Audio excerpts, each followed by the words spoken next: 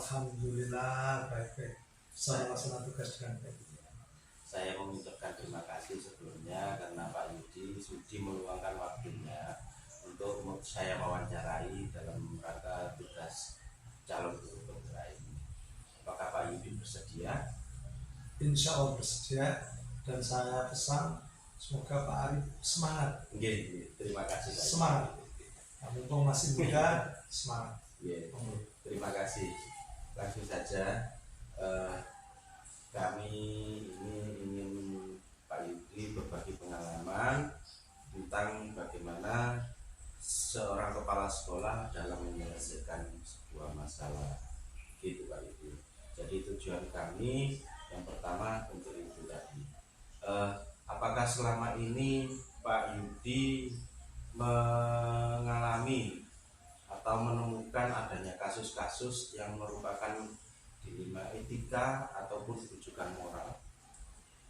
Yang jelas setiap pekerjaan itu ada masalah dan hambatan. Yang penting kita tahu modal cara pemecahannya, baik dilema etika maupun moral ya ada. Apalagi di suatu lembaga sekolahan gini, jadi apa ya, banyak guru, banyak murid, banyak wali murid, beda kepala, beda pikiran.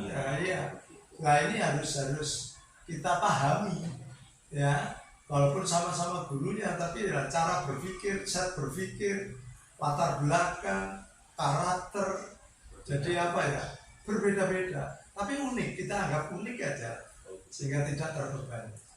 Terima kasih. Jadi dengan adanya keragaman dari latar belakang tadi menyebabkan banyaknya kasus-kasus dan baik dari dilema etika maupun dari itu tadi Pak Yudi ya, rujukan moral.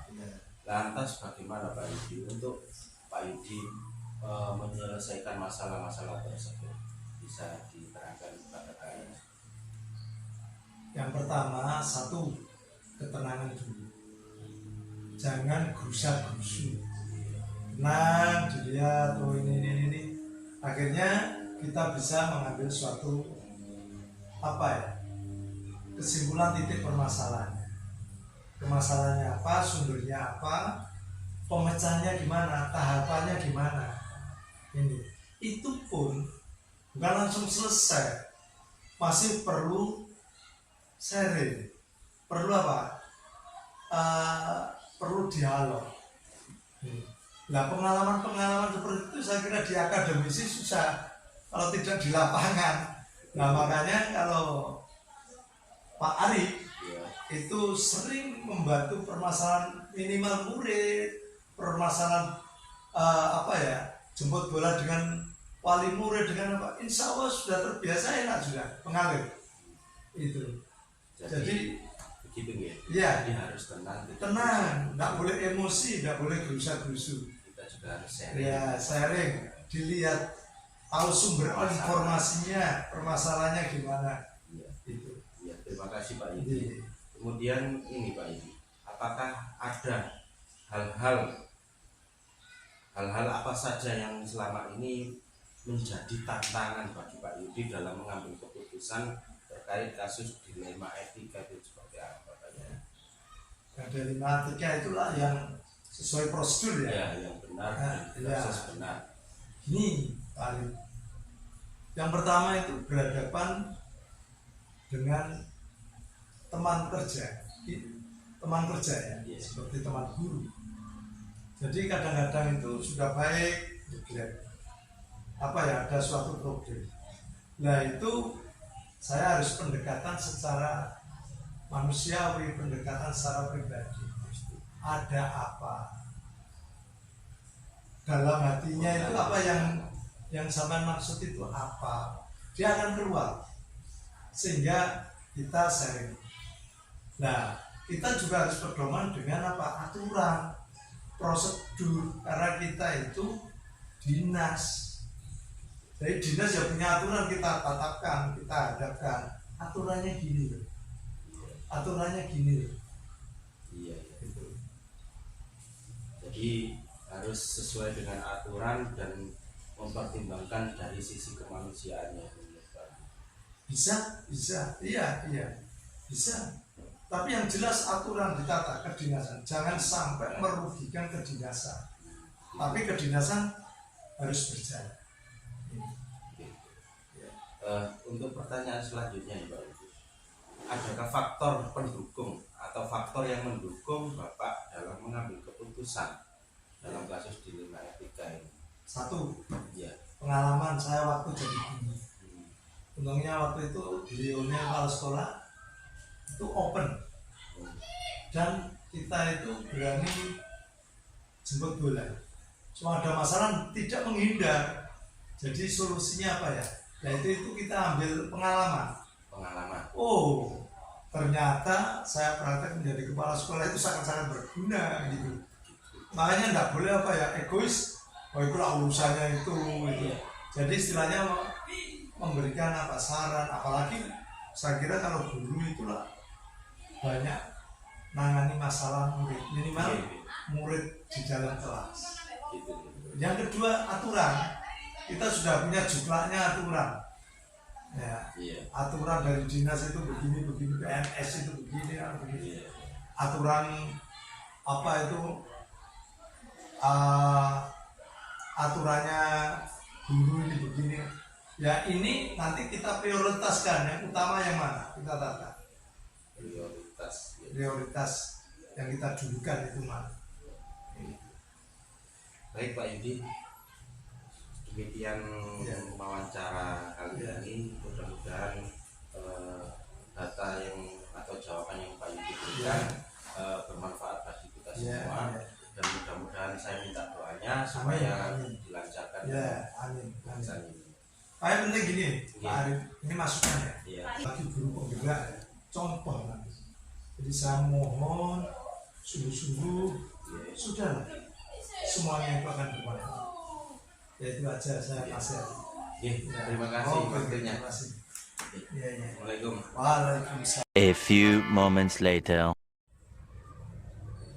Assalamualaikum warahmatullahi wabarakatuh.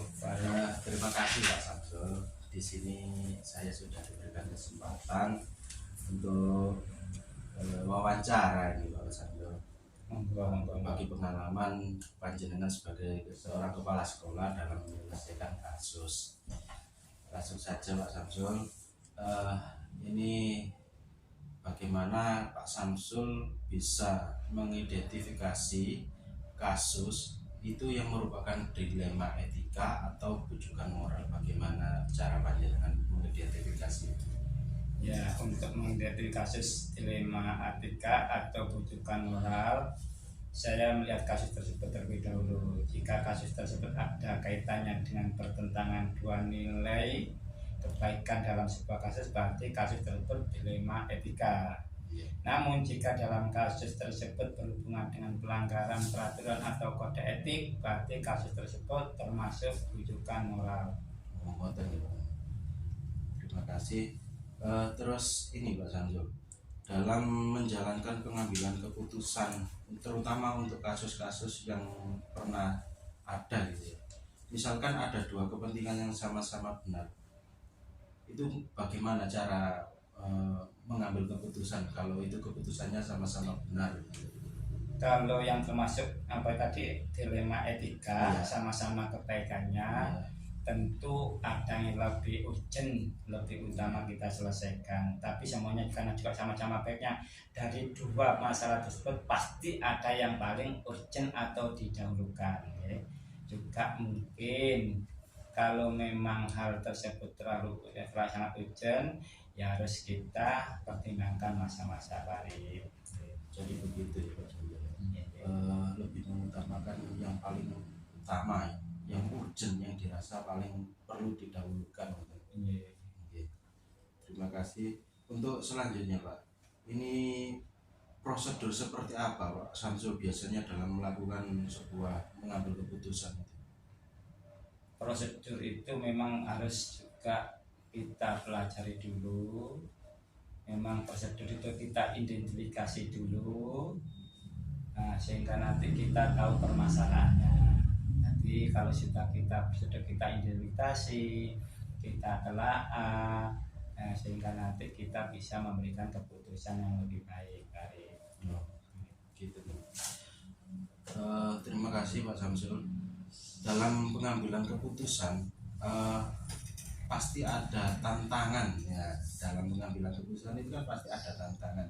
Bisa diceritakan hal-hal apa saja yang merupakan tantangan bagi Pak Samsul dalam mengambil keputusan tersebut? Tantangan-tantangan itu pasti ada, namanya mengambil keputusan yang tapi bagaimanapun juga nanti tantangan tersebut tidak menimbulkan suatu istilah permasalahan lagi di dalam masalah tersebut. Kita harus benar-benar kita telaah sehingga nanti yang kita ambil keputusan nanti tidak merugikan kedua belah pihak. Jadi kita harus berhati-hati dan kita identifikasi mana yang tergolong istilahnya ringan, sedang, dan berat, sehingga nanti kita ambil keputusan itu tepat dan cepat ya. Dan tentu keputusan itu diharapkan cepat dan tepat dan seperti itu. Itu yang biasanya yang diharapkan. Terima kasih. Yang terakhir ini Pak Samsul, sebelum kita akhiri sesi wawancara kali ini, adakah faktor-faktor tertentu yang membantu Pak Samsul untuk mempermudah dalam pengambilan keputusan? Ya tentu ada. Faktor itu bisa dari eksternal dan internal ya. Dari internal yang mungkin dari dewan guru atau stakeholder yang ada di lembaga tersebut. Dari eksternal bisa juga nanti datanya dari komite, juga dari mungkin wali murid atau juga masyarakat sekitar, tergantung permasalahan yang dihadapi suatu masalah tersebut ya. Kalau manakala itu tadi yang kita hadapi itu tidak terlalu berat, ya mungkin kita hanya cukup istilahnya membutuhkan hanya intern saja. Manakala permasalahan itu nanti terlalu sangat berat dan tidak bisa diputuskan hanya beberapa intern, ya tentu kita memperlibatkan banyak orang. Yang penting sebelum diambil keputusan itu kita mengambil istilahnya mengadopsi, mengajak musyawarah dari berbagai macam pihak, sehingga nanti setelah kita putuskan jangan sampai tambah menimbulkan suatu masalah. Yang harusnya kan harus menyelesaikan suatu masalah. Jadi sekali lagi untuk mengambil keputusan itu harus betul-betul kita telaah, kita kaji, kita kaji dari berbagai macam tadi aspek tadi, sehingga nanti menguntungkan kedua pihak, tidak sampai merugikan atau salah satu pihak. Yang penting permasalahan tadi, keputusan tadi benar-benar bisa diterima kedua belah pihak, gitu lah ya. Jadi harus dimusyawarahkan dengan berbagai pihak yang ada supaya sama-sama legowo istilahnya gitu ya. Matur suwun, terima kasih atas waktu yang diberikan dan jawaban yang diberikan oleh Pak Samsul ini. Maaf mengganggu waktunya ini. Sama-sama, terima kasih dan mohon maaf apa yang kita sampaikan tadi kalau kurang pas ya nanti juga dipaskan, nanti tidak lanjuti. Manakala nanti kalau panjenengan misalkan sudah terjun ke suatu lembaga, harus benar-benar menjadi orang yang lebih dewasa dalam memimpin suatu lembaga. Terima kasih atas nasihat dari Bapak ya. Mudah-mudahan saya kalau diberikan amanat bisa melaksanakan dengan baik seperti Bapak. Terima kasih. Amin, terima kasih. Assalamualaikum. Waalaikumsalam warahmatullahi wabarakatuh.